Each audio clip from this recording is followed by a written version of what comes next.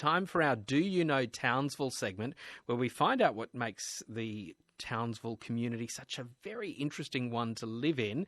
And we partner with the Townsville Community Information Centre to meet some very interesting guests. And today, it's all about fencing.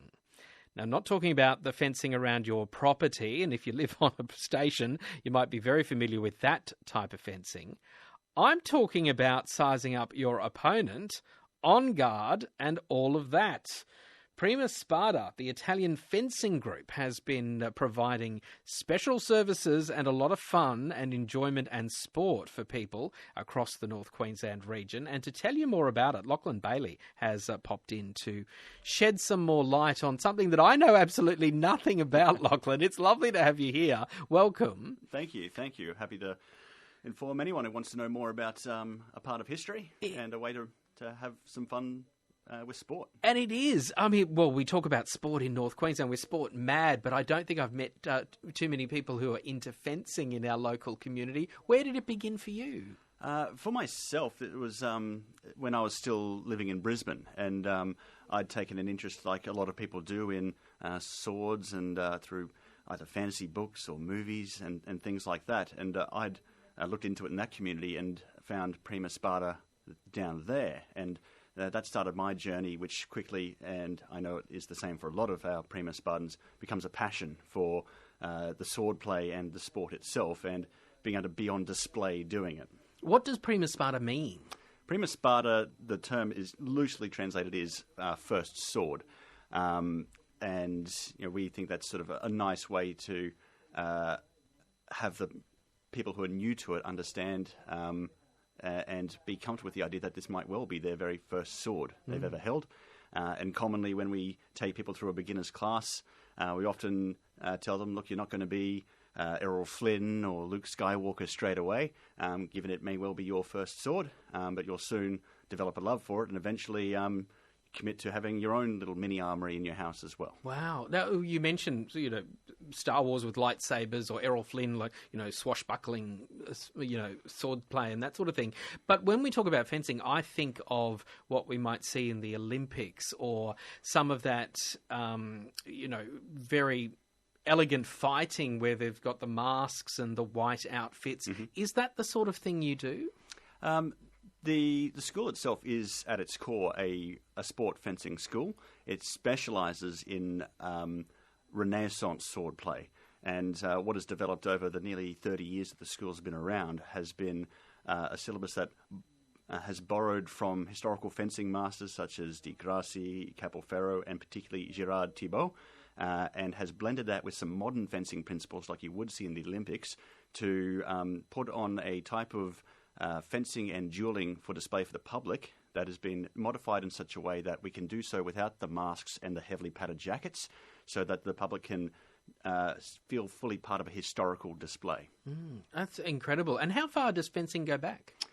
Fencing itself, it's born out of duelling in the grand scheme of things, and that born from fighting with swords. So depending on where you Which I always thought was a French thing instead of an Italian thing.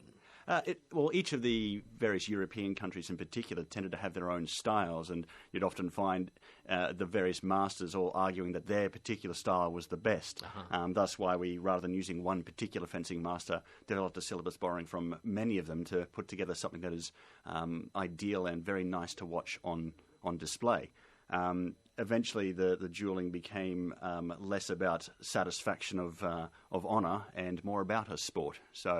And that's where the modern weapons, such as the épée and the foil, developed from, was when it went from a blood sport into just a general way for gentlemen to exercise. Do you get, parents or younger people coming to you saying, well, how's it going to go with all of these, swords or these items that, could do some damage? What, when people are starting out, do they have some reservations? We get queries about it. Typically when we're on display, people are, sort of wondering how it works, or asking, are these sharp? Which certainly they're not sharp. That would be extremely dangerous. Again, it comes down to the way that our syllabus was developed over this time, was to make sure that safety was the priority first, so that people can enjoy the sport and the historical duelling itself, without the worry of actually getting hurt or injured, which is extremely rare in what we do because of the way that we focus on that, and is tied as well to a historical version of that, which some call scholar's privilege, which is if you had two students under a certain master wanting to practice their techniques, they're not going to try and hurt or kill each other doing it. So they would make agreements not to attack the head or the neck or to withhold their blows if they get past an opponent's guard. So in a lot of ways, when you're watching us display, you can also put the lens on it that it is two students of a master practicing what they know. But primarily across each of the grades, as you get more and more techniques that we teach, they get more and more complex. The first thing you learn about it is how to do so safely for yourself and for your opponent, and the physicality of it, so that no one gets injured in a display.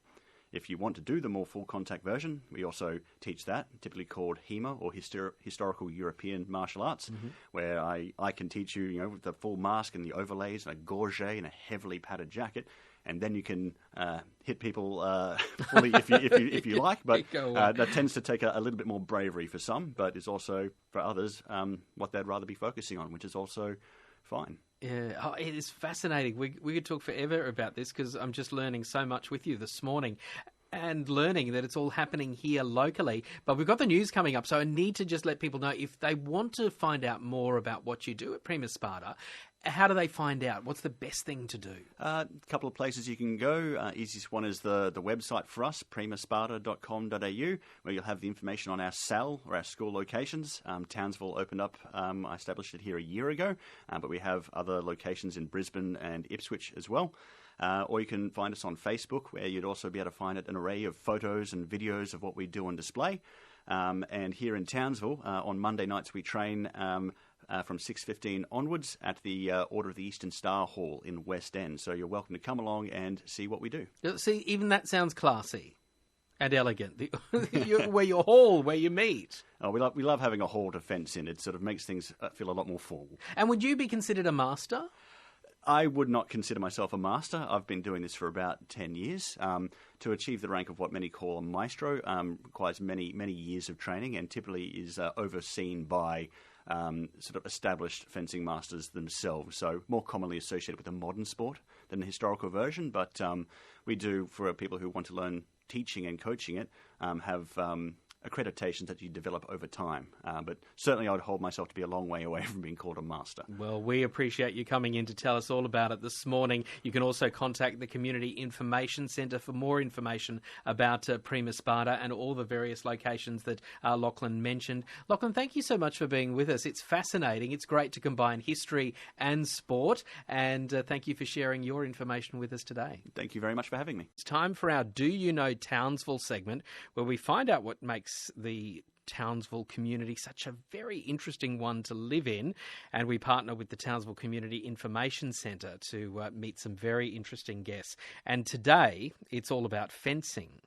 Now, I'm not talking about the fencing around your property, and if you live on a station you might be very familiar with that type of fencing. I'm talking about sizing up your opponent, on guard, and all of that. Prima Spada, the Italian fencing group, has been providing special services and a lot of fun and enjoyment and sport for people across the North Queensland region. And to tell you more about it, Lachlan Bailey has popped in to shed some more light on something that I know absolutely nothing about, Lachlan. It's lovely to have you here. Welcome. Thank you. Happy to inform anyone who wants to know more about a part of history and a way to have some fun with sport. And it is. I mean, well, we talk about sport in North Queensland. We're sport mad, but I don't think I've met too many people who are into fencing in our local community. Where did it begin for you? For myself, it was